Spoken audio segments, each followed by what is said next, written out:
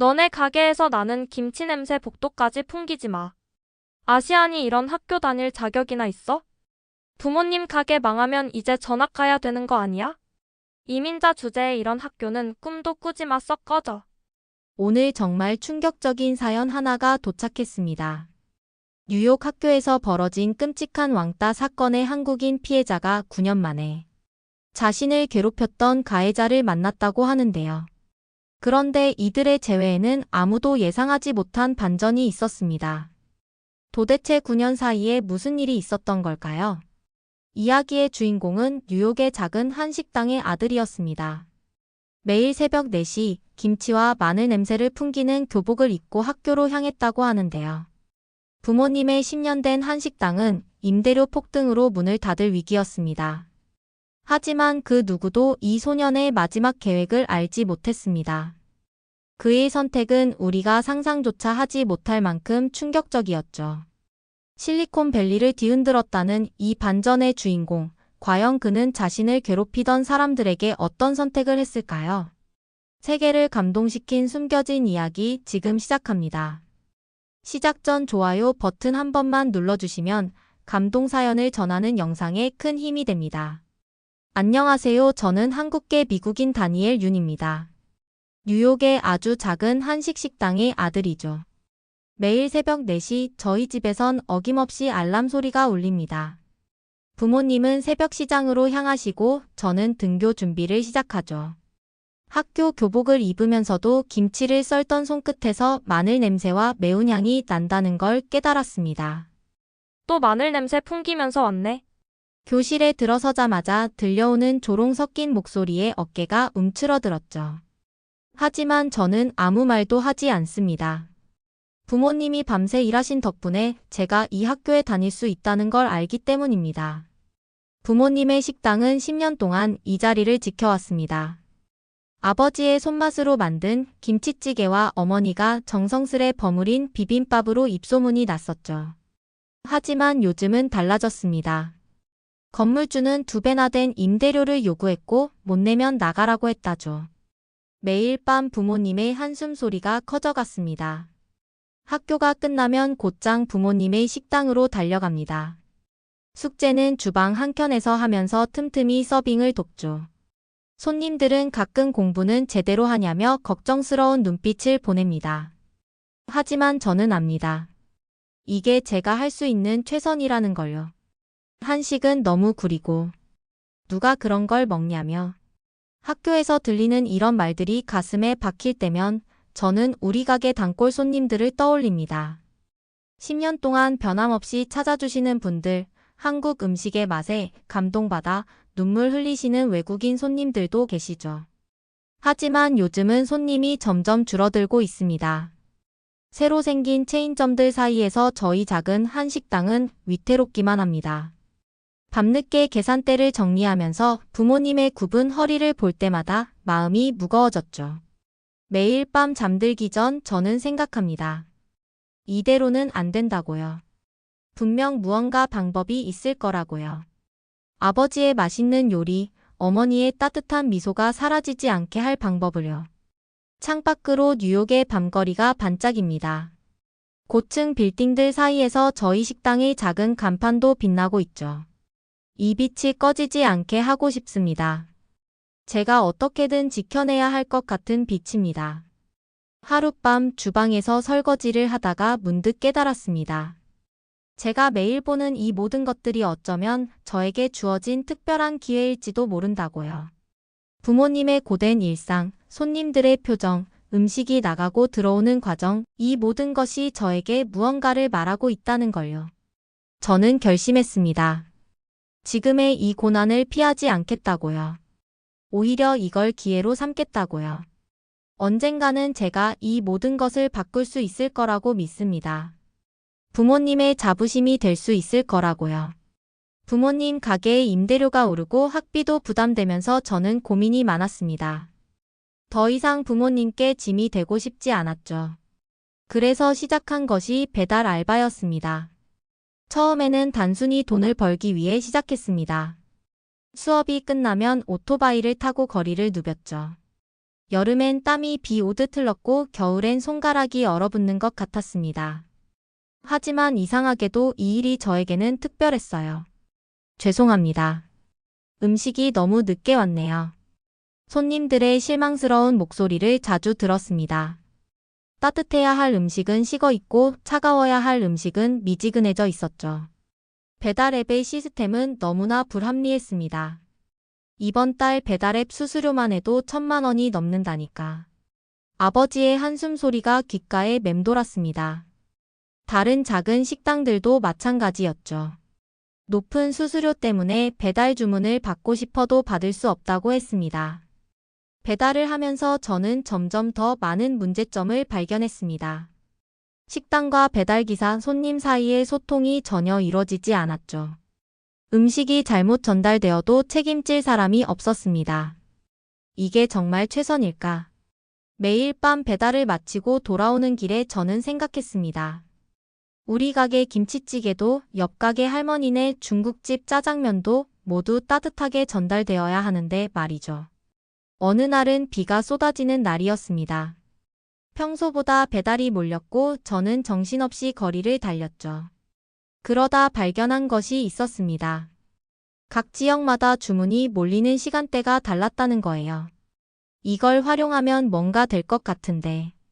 메모장을 펼쳐 도식을 그리기 시작했습니다. 배달 기사들의 동선, 주문 시간대, 음식점의 위치를 하나하나 정리했죠. 그리고 깨달았습니다. 지금의 시스템은 너무 획일적이라는 걸요. 작은 식당들도 살리고 음식은 제때 배달되고 모두가 만족할 수 있는 방법이 있을 거야. 학교 도서관에서 밤을 새워가며 공부했습니다. 기술 관련 책도 읽고 선배들에게 조언도 구했죠. 배달하면서 만난 식당 사장님들의 이야기도 하나하나 기록했습니다.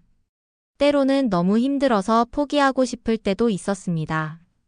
시험 기간에는 성적이 떨어지기도 했죠.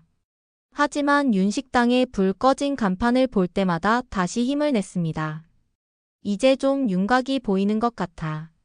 수개월간의 관찰과 연구 끝에 저는 하나의 청사진을 그릴 수 있었습니다. 단순한 배달 앱이 아닌 모든 참여자가 윈윈할 수 있는 새로운 시스템이었죠.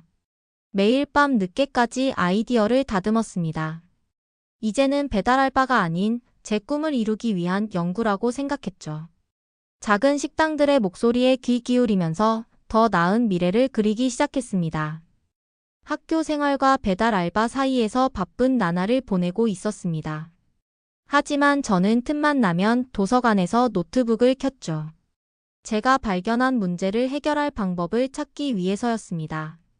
매일 밤늦게까지 아이디어를 정리했습니다. 배달하면서 겪었던 문제점들을 하나하나 분석했고, 특히 작은 식당들이 겪는 어려움에 집중했죠. 지도를 펼쳐놓고 배달 경로를 연구했습니다. 각 지역별로 주문이 몰리는 시간대가 달랐고 이를 활용하면 배달 시간을 획기적으로 줄일 수 있을 것 같았습니다. 다니엘 또 늦게까지 공부하니? 요즘 너무 무리하는 것 같아. 어머니가 걱정스러운 목소리로 말씀하셨습니다. 부모님은 제가 학업에 소홀해질까 봐 걱정하셨죠. 하지만 저는 이게 단순한 아이디어가 아니라는 걸 알았습니다. 엄마, 이건 공부예요. 우리 가게를 살릴 수 있는 방법을 찾고 있는 거예요. 부모님께 제 생각을 설명드렸습니다. 작은 식당들을 위한 맞춤형 배달 시스템, 수수료를 낮출 수 있는 방안, 효율적인 배달 경로 설계까지.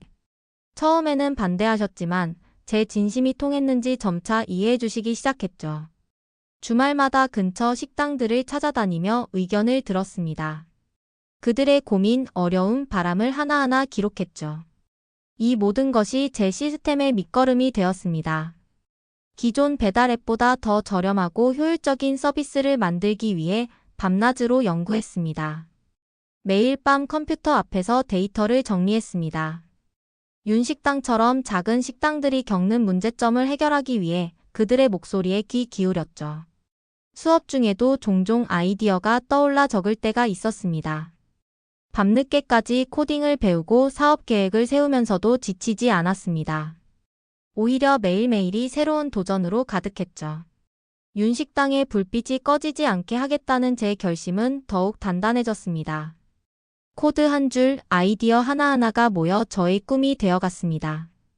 이건 단순한 배달 앱이 아닌 수많은 작은 식당들의 희망이 될 거라고 믿었죠. 그리고 마침내 제 시스템의 윤곽이 보이기 시작했습니다. 저는 제 아이디어를 실현하기 위해 투자자들을 찾아 나섰습니다. 학교 도서관에서 밤을 새워가며 사업계획서를 만들었죠. 배달 알바를 하면서 모은 돈으로 정장도 한 벌 맞췄습니다. 첫 번째 투자자 미팅이 있던 날 가슴이 쿵쾅거렸습니다. 맨해튼의 고층 빌딩 안 회의실에서 저는 떨리는 목소리로 제 아이디어를 설명했죠. 스마트한 배달 경로 시스템, 작은 식당들을 위한 맞춤형 솔루션에 대해 열정적으로 이야기했습니다. 한식당 아들이 무슨 사업이야? 너희 가족 가게나 잘 챙기지 그래? 차가운 웃음소리가 회의실을 가득 채웠습니다. 제 피부색을 힐끗거리며 제 아이디어가 아닌 제 배경만 보는 눈빛들이 가슴을 시렸죠. 하지만 저는 포기하지 않았습니다. 두 번째, 세 번째 투자사에서도 비슷한 일이 벌어졌습니다. 누군가는 영어 발음을 지적했고 또 누군가는 제 나이를 문제 삼았죠. 하지만 가장 아팠던 건 그들이 제 아이디어를 제대로 보지도 않았다는 사실이었습니다. 그러던 어느 날 뜻밖의 연락을 받았습니다. 미국에서 가장 유명한 한식 셰프 중 한 명인 셰프님이 저를 만나고 싶다는 거였죠. 처음에는 믿기지 않았습니다. 맨해튼의 한 고급 한식당에서 셰프님을 만났습니다. 셰프님은 제 이야기를 끝까지 들어주었죠. 제가 겪은 차별, 부모님 가게의 어려움, 그리고 이를 해결하고 싶었던 저의 간절한 마음까지. 미국에서 아시안 레스토랑이 성공하려면 너 같은 혁신이 필요해. 셰프님의 말씀은 저에게 큰 힘이 되었습니다. 그는 단순한 투자자가 아니었습니다. 같은 꿈을 꾸는 동료였고 선배였고 든든한 지원군이었죠. 그날 밤 저는 부모님의 식당으로 달려갔습니다. 부모님께 좋은 소식을 전하고 싶었죠. 주방에서 일하시는 아버지의 굽은 허리와 홀에서 손님들을 맞이하시는 어머니의 주름진 손을. 이제는 이 모든 것을 바꿀 수 있을 것 같았습니다. 셰프님의 투자는 금액은 크지 않았지만 그의 이름값은 엄청났습니다. 그의 지지는 다른 투자자들의 관심도 끌기 시작했죠. 무엇보다 그의 조언은 저희 사업 계획을 더욱 단단하게 만들어 주었습니다. 한때는 부끄러워했던 한식당 아들이라는 타이틀이 이제는 자랑스러웠습니다. 오히려 그것이 저의 강점이 되었죠. 현장에서 직접 보고 경험한 것들이 이제 혁신의 씨앗이 되어 움트고 있었으니까요. 매일 밤 컴퓨터 앞에서 코딩을 하면서 저는 생각했습니다. 이제 시작이라고요. 저를 무시했던 그들에게 작은 식당들도 충분히 경쟁력이 있다는 걸 보여주고 싶었습니다. 셰프님의 투자 이후 저의 배달 플랫폼은 빠르게 성장하기 시작했습니다. 처음에는 뉴욕의 한식당들을 중심으로 시작했죠. 한인 사회에서 입소문이 나면서 플랫폼은 순식간에 퍼져나갔습니다. 기존 배달 앱들이 받던 수수료의 절반도 안 되는 가격으로 더 나은 서비스를 제공했습니다. 배달 경로 최적화 시스템 덕분에 음식은 더 빨리 배달되었고 고객 만족도도 높았죠. 특히 작은 식당들이 환영해 주었습니다. 부모님의 식당도 달라지기 시작했습니다. 예전에는 한 달에 몇 건 있을까 말까 했던 배달 주문이 하루에도 수십 건씩 들어왔죠. 홀도 다시 북적이기 시작했습니다. 아버지는 주방 보조를 구하셨고 어머니는 오랜만에 환한 미소를 되찾으셨습니다. 그러던 어느 날 그 건물주가 다시 찾아왔습니다. 예전처럼 고압적인 자세로 이제 임대료를 올려야겠어라며 가게 문을 열고 들어왔죠. 저는 천천히 일어났습니다. 예전처럼 움츠러들지 않았죠. 이제는 제가 만든 플랫폼이 뉴욕 전역에서 성공을 거두고 있었으니까요. 죄송하지만 이제 우리 가게는 이 건물이 없어도 됩니다. 건물주의 얼굴이 굳어졌습니다. 제 말이 무슨 뜻인지 곧 알아챘을 테죠. 이제 우리 식당은 배달 매출만으로도 충분히 운영될 수 있었으니까요. 오히려 더 좋은 위치로 이전할 계획도 세우고 있었습니다. 그날 저녁 가족들과 오랜만에 편안한 저녁 식사를 했습니다. 주방에서는 아버지가 자랑스럽게 새로운 메뉴를 개발하고 계셨고 어머니는 드디어 주말에 쉴 수 있게 되었다며 기뻐하셨죠. 저의 플랫폼은 이제 단순한 배달 앱이 아닌 작은 식당들의 희망이 되어가고 있었습니다. 한 식당에서 시작해 중식당, 일식당으로 확장되었고 이제는 모든 소규모 식당들이 함께하고 싶어 했죠. 매일 아침 컴퓨터를 켜면서 저는 생각합니다. 이제 시작이라고요. 작은 식당들도 당당하게 경쟁할 수 있는 세상과 부모님처럼 고생하시는 분들이 없는 세상을 만들고 싶습니다. 예전에 저를 무시하던 투자자들이 이제는 연락을 해옵니다. 하지만 저는 급할 것 없다고 생각했고, 확실하게 저의 꿈을 이뤄나갈 것이라고 생각했습니다. 작은 식당들과 함께 성장하는 것, 그것이 제가 꿈꾸는 미래입니다. 뉴욕의 작은 한 식당에서 시작된 저의 도전은 이제 실리콘밸리를 향해 나아가고 있었습니다. 저희 플랫폼은 더 이상 한 식당만의 이야기가 아니었죠. 이제는 모든 소규모 레스토랑들의 희망이 되어가고 있었습니다. 전국 스타트업 경진대회 결승전 날, 저는 떨리는 마음으로 무대에 올랐습니다. 심사위원들 앞에서 저의 이야기를 시작했죠. 한식당 아들로서의 경험이 어떻게 혁신적인 비즈니스 모델이 되었는지, 작은 식당들의 목소리에 귀 기울이는 것이 얼마나 중요한지 말입니다. 저는 스타트업 경진대회에서 우승을 하였고 그 순간의 감동을 잊을 수 없었습니다. 객석에서 지켜보시던 부모님의 눈시울이 붉어졌고 저도 눈물을 참기 어려웠죠. 한때는 부끄러워했던 한식당 아들이라는 이름이 이제는 저희 가장 큰 자부심이 되어 있었습니다. 실리콘밸리 진출이 확정되고 채용 공고를 냈을 때였습니다. 익숙한 얼굴 하나가 면접장에 들어왔죠. 고등학교 시절 저를 김치 냄새 나는 놈이라고라고 놀리던 동창생이었습니다. 동창생은 저희 얼굴을 보며 당황스러워했죠. 예전에 저였다면 아마 복수심에 불탔을지도 모릅니다. 하지만 지금의 저는 달랐죠. 차갑지 않고 그저 담담한 목소리로 우리가 함께 일할 이유는 없다며 말했습니다. 복수가 아닌 성공으로 증명하고 싶었던 제 꿈은 이미 이루어지고 있었으니까요. 이제 저희 회사는 실리콘밸리에서도 주목받는 스타트업이 되었습니다. 하지만 저는 초심을 잃지 않으려 합니다. 여전히 매주 금요일이면 윤식당에서 서빙을 돕고 작은 식당 사장님들의 이야기에 귀 기울이죠. 뉴욕의 작은 골목에 10년 된 윤식당은 이제 관광객들이 찾아오는 맛집이 되었습니다. 아버지는 여전히 주방을 지키시지만 이제는 더 이상 새벽부터 밤늦게까지 일하지 않으셔도 됩니다. 어머니는 요즘 SNS 홍보를 배우고 계시다며 자랑스러워 하십니다. 저의 도전이 부모님께도 새로운 꿈을 심어드린 것 같아 기쁩니다. 이제 저는 더 큰 꿈을 꾸며 나아가서 전 세계의 작은 식당들이 당당하게 경쟁할 수 있는 플랫폼을 만들고 싶습니다.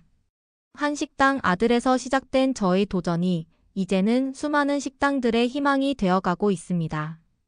저의 플랫폼은 이제 미국을 넘어 세계로 뻗어나가고 있었습니다. 실리콘밸리의 작은 사무실에서 시작한 회사가 이제는 뉴욕, LA, 시카고를 넘어 아시아까지 진출했죠. 포브스 매거진에서 연락이 왔습니다. 30세 이하 영향력 있는 기업가 선정 인터뷰를 하자고 했죠. 하지만 저는 그보다 더 중요한 약속이 있었습니다.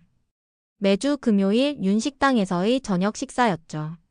엄마, 아빠. 이제 우리 가게가 전 세계와 연결될 거예요.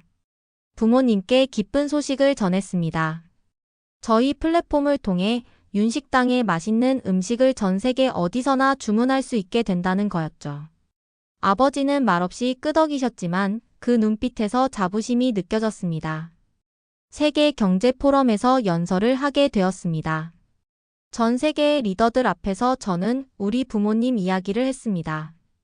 작은 한식당에서 시작된 혁신이 어떻게 글로벌 플랫폼이 되었는지, 그 과정에서 잃지 않으려 했던 가치가 무엇인지 말했죠. 투자 미팅은 나중에 잡읍시다. 지금은 부모님 가게에서 김치찌개 서빙하는 게 더 중요해서요. 세계 최대 투자사의 미팅 제안을 뒤로 미룬 적도 있습니다. 금요일 저녁만큼은 언제나 윤식당에서 보내고 싶었거든요. 어머니는 그런 저를 보며 걱정스러워 하셨지만 저는 이게 제 인생에서 가장 소중한 시간이라는 걸 알았습니다. 이제는 전 세계의 소규모 식당들이 저희 플랫폼을 통해 새로운 기회를 찾고 있습니다. 베트남의 작은 쌀국수 가게, 멕시코의 타코 가게, 이탈리아의 가정식 피자 가게까지. 그들의 이야기를 들을 때마다 20년 전 윤식당이 떠오릅니다. 다니엘, 너는 정말 대단한 일을 해냈구나. 어머니가 눈시울을 붉히시며 말씀하셨습니다. 하지만 저는 알고 있습니다. 제가 이룬 모든 성공은 부모님의 희생이 있었기에 가능했다는 걸요. 그래서 더욱 겸손하게 그리고 더욱 단단하게 앞으로 나아가려 합니다. 이제 저는 매일 아침 사무실로 출근하기 전 잠시 윤식당 앞에 들립니다. 20년 된 간판을 바라보며 초심을 떠올리죠. 한때는 부끄러워했던 한식당 아들이라는 이름이 이제는 전 세계에서 가장 자랑스러운 제 정체성이 되었습니다.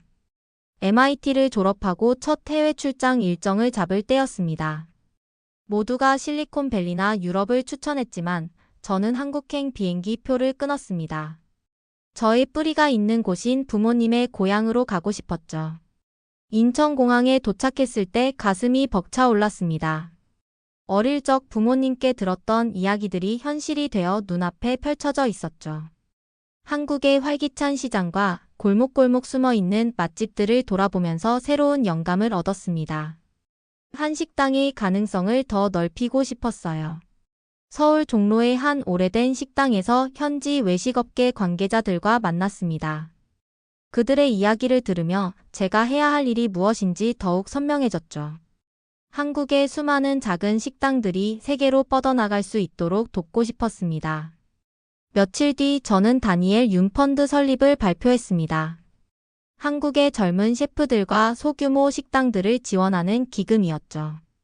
단순한 투자가 아닌 그들의 꿈을 함께 키워나가는 파트너가 되고 싶었습니다.